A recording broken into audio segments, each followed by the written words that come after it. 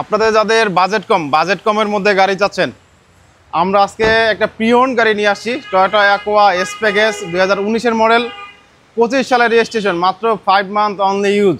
এটা কিন্তু এখনও নাম্বার প্লেট পায় না, ডিজিটাল নাম্বার প্লেট কিন্তু ইনস্টল করা হয় নাই। আমাদের শোরুম নাম্বার প্লেট আছে এখন পর্যন্ত। এটা সিরিয়াল কিন্তু 18।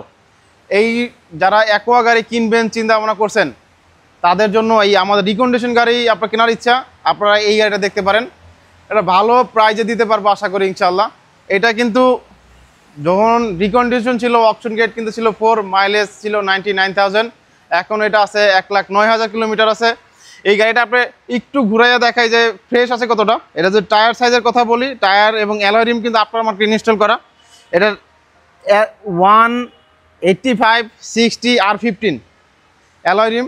আর ভিতরে যদি একটু দেখাই আপনাদেরকে, পুশ স্টার্টের গাড়ি, সিট কভার ইনস্টল করা হয়েছে, ওইভাবেই আছে এখনও, সুপার ফ্রেশ আছে।